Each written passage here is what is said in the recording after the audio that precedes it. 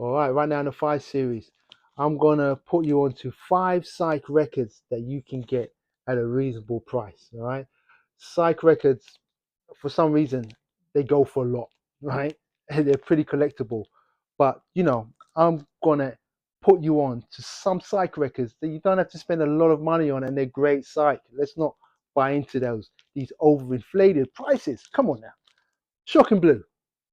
Now the Shocking Blue, I used to see Shocking Blue around in record stores, and this was before I really got into Psych. I just knew him as the band that made that song Venus, which is a great song, but it never really wanted, it never really um, lured me to listen to the album. And I was in a record store and they were playing this album. I said, "What is this? It's amazing." They said that it's a Shocking Blue. I said, "I see that album all the time," and I bought it. I think it cost me like $8. It's just a brilliant record. It's not about Venus is a great track, but it's not about that track. It's about the other tracks that are on here too.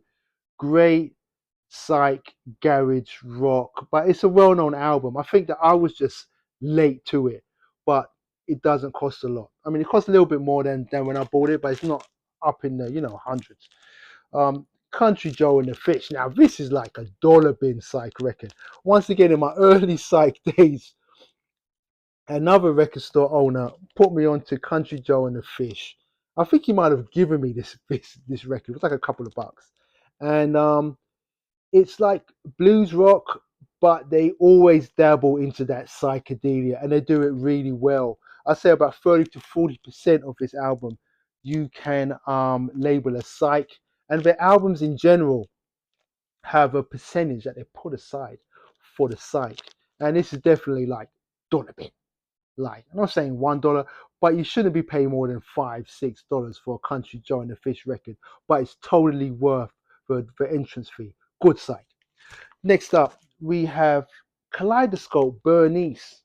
Bought this record, and it's once again it's bluesy psych, but great vocals. And when they start dibbling and dabbling into the psychedelia, it just really takes you there, man. It's just like a real. It's just a real kind of. I don't want to say experimental, but they definitely push the boundaries somewhat.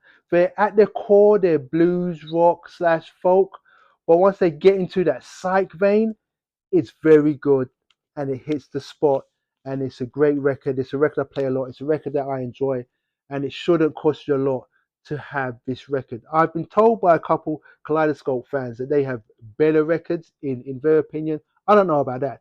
I know I love this record, Bernice by Kaleidoscope. Good psych. This record, Mash McCann. Now, this is the kind of psych that I dig. This is just straight up psych. They bounce all over the place. They're in different chambers. They're messing with a little bluesy side. They've got a little funk R&B side. They've got a little 60s pop. They dabble in different sub genres, but at their core, they give you that psychedelic feel. And I love this record. Great record. And it won't cost you a lot of money to purchase this record. Look at this cover. You know, we're about that life. Next up is this record, The Phantom Family Halo, Raventown Witch. This is a random cop. I usually wouldn't buy a record like this. The the font, the text, and the way it looks makes it look kind of gothic-y. Like I don't mind some goth like Cure and stuff and all of that, but it's not really me. For some reason, I played this record, and this record is a good psych record. I feel like they never meant to make a psych record. It's like it's like one of those records where they're messing around with all these different types of, I don't want to say genres. It's really a rock record, but they're almost like accidentally drifting into a psychedelic realm because they have so many great ideas and out there ideas. The way I would describe this album is like if someone made a mixtape of all different types of psych, that's what this album might sound like. It's all different types of psych. It's different songs that aren't necessarily psych songs, but they've got psych elements in there.